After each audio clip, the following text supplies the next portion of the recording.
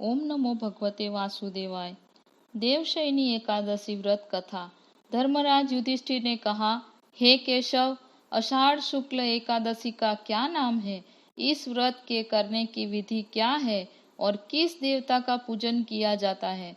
श्री कृष्ण कहने लगे कि हे युधिष्ठिर, जिस कथा को ब्रह्मा जी ने नारद जी से कहा था वही मैं तुमसे कहता हूँ। एक बार देव ऋषि नारद जी ने ब्रह्मा जी से इस एकादशी के विषय में जानने की उत्सुकता प्रकट की। तब ब्रह्मा जी ने उन्हें बताया, सतयुग में मांधाता नामक एक चक्रवर्ती सम्राट राज्य करते थे। उनके राज्य में प्रजा बहुत सुखी थी, किंतु भविष्य में क्या हो जाए यह कोई नहीं जानता।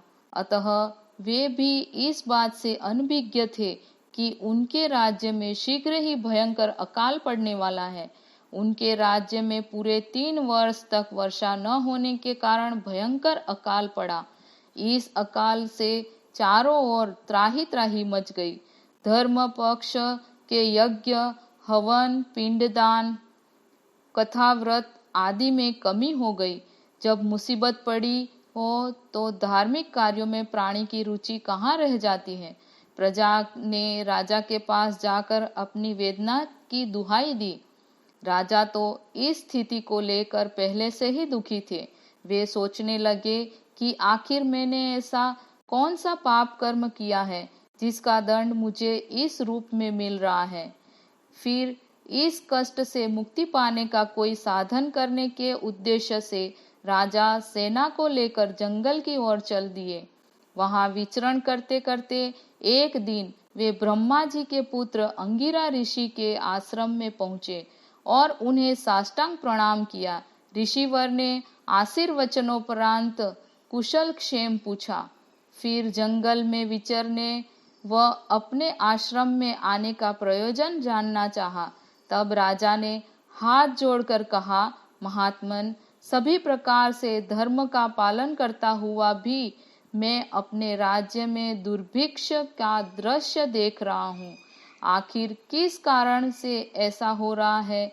कृपया इसका समाधान करें।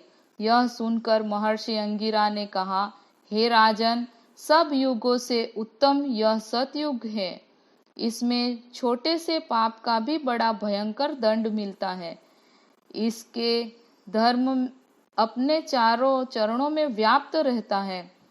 ब्राह्मण के अतिरिक्त किसी अन्य जाति को तप करने का अधिकार नहीं है, जबकि आपके राज्य में एक शूद्र तपस्या कर रहा है।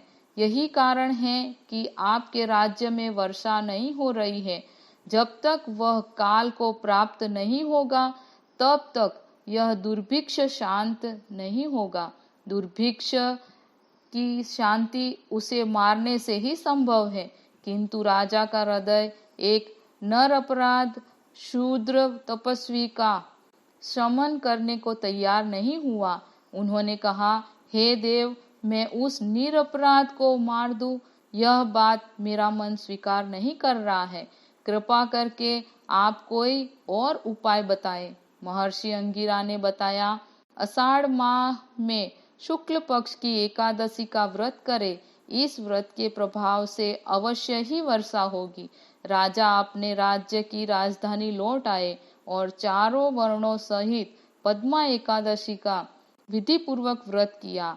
इस व्रत के प्रभाव से उनके राज्य में मूसलाधार वर्षा हुई और पूरा राज्य धन धान्य से परिपूर्ण हो गया। ब्रह्म वैवर्त पुराण में देवशयनी एकादशी के विशेष महात्म्य का वर्णन किया गया है। इस व्रत से प्राणी की समस्त मनोकामना पूर्ण होती है। एकादशी मात की जय। ओम नमो भगवते वासुदेवाय।